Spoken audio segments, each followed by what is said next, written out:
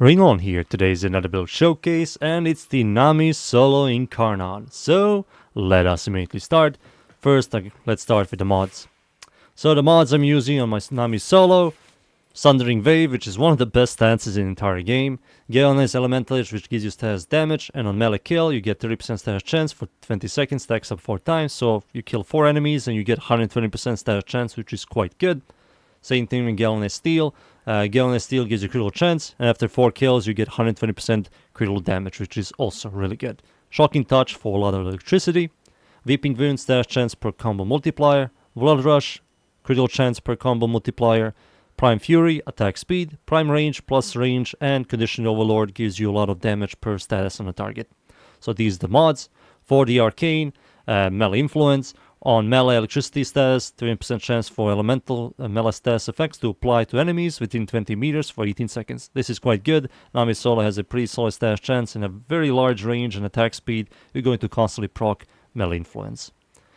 That's the Arcane. Now let's talk about the stats.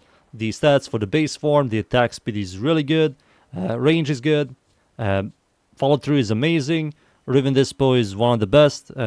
By far the best in slot, I will say, is critical chance, critical damage, attack speed, or critical chance, critical damage, increased damage.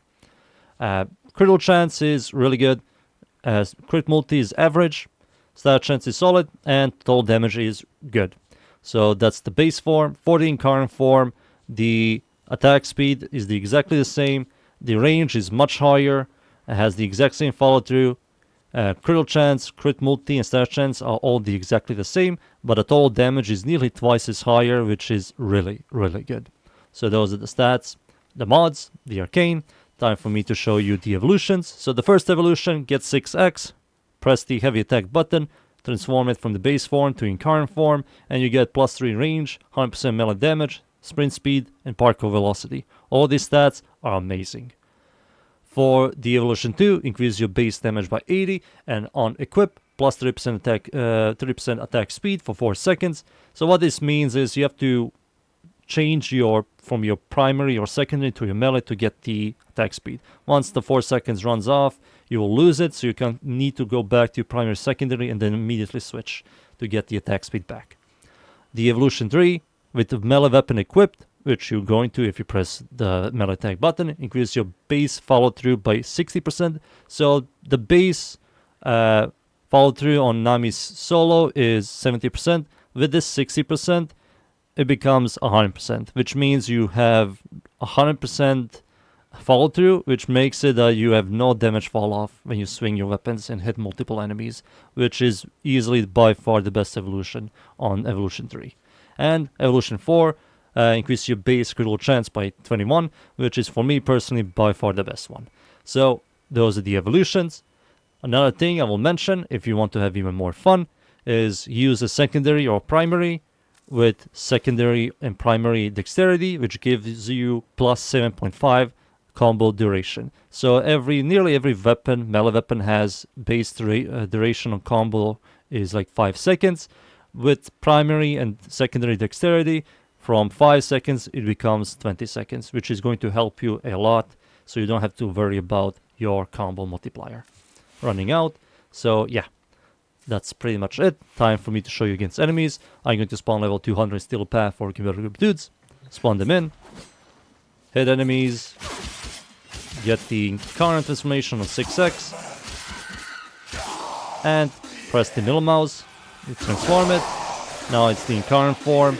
I'm going to respawn the enemies to show you how big the range is, and the attack speed is also quite nice. So this is how big the range is. I'm hitting the guy from all the way over here, which is ridiculously long. And pretty much melee influence is helping with clear, and you're constantly doing damage. And the damage you do is quite nice, and also, like I said, the stance for the machetes. Nami solo is a machete, which is called the... I always forget the stance name.